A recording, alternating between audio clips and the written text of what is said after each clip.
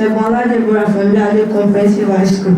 I'm here to speak on the topic which says achieve gender equality and empower all women and girls.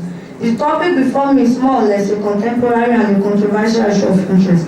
Before my presentation, I wish to use this unique opportunity to acknowledge the chairman of this occasion, the vice chairman, moderators, judges, and the timekeepers. Good afternoon, all my listeners. Before I proceed, I would like to give you the definition of the following terms, which is gender equality and empowerment. Gender is the quality of male and female. Gender equality may be defined as the ability to treat both male and female in the same way and accord them the same opportunities and rights. It is also known as equality between men and women. Empowerment means to give someone or a group of persons knowledge, skill, and ability to do something. Over the years, there is gender disparity between male and female members in our society. Nigeria, my noble country, not in an exception. It is not the philosophy of life that a boy is more prosperous than a girl, and a man is considered more worthy than a woman. In this new millennium, there is an advocacy of gender equality.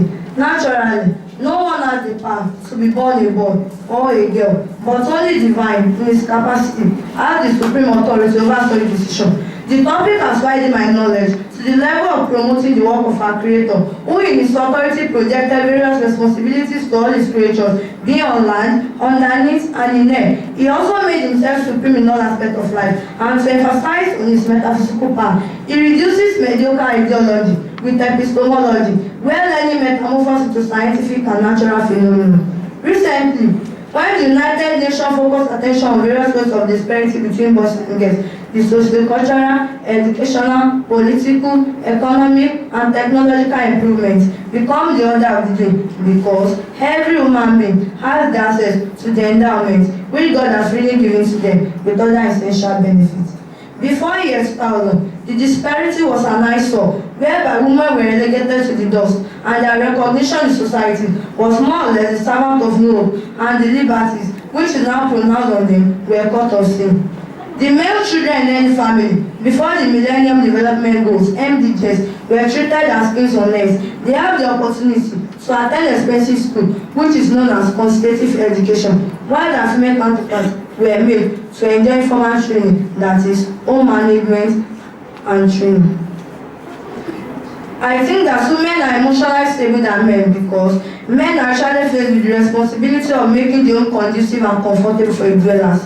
In Nigeria, mostly the traditionals, they believe that women education ends in kitchen, but the reverse is the case in Western world, where women education is so paramount and important in order to ensure that there is gender equality. The advocacy on gender equality has a positive impact to play in the life of people. Employment could be seen in three perspectives: creation of job opportunities, innovation of natural resources, innovation of existence of natural resources, and existence of vocational activities, vis-a-vis commercial, direct, and indirect services. It's a time to encourage girls and women to have access to education. It's a time to encourage girls and women without any bias from the private and public sector in encouraging them to contribute positively to the economic activities of the state to fairly, if not fully eradicated, poverty, which has become social in our society. In the education sector, you cannot determine which child who will definitely excel without acquiring light. It is not only again saying that what a boy can do, a girl can do far better. Put all your eggs in one basket and say both are full to achieve the greatness. This ideology is philosophical in all ramifications.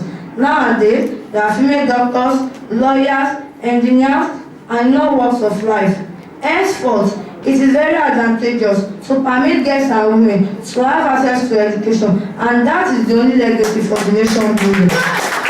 In the political arena, mature-minded women are competing very seriously in the politics of their land. It's a record that the female president in Africa, Mrs. Ellen Johnson of Liberia, has displayed a notion of social, political, economic, and innocence. The management of human materials and capital resources under has skyrocketed day by day. The country is therefore one of the corrupt-free in African states because the woman is extremely transparent in the management of her public affairs. In reference to this, there are corrupt-free women politicians in Nigeria. They serve as governors, commissioners, deputy governors, ministers, to mention but a few. This is so because they were given sound and quality education. It is therefore my candid opinion that we should give girls and women the chance and see in the nearest future that a woman is more capable and worthy to uplift the state and the whole world in general. With this little homely presentation, I think I have comprehensively delivered this presentation in a manner of honesty. Thank you and God bless.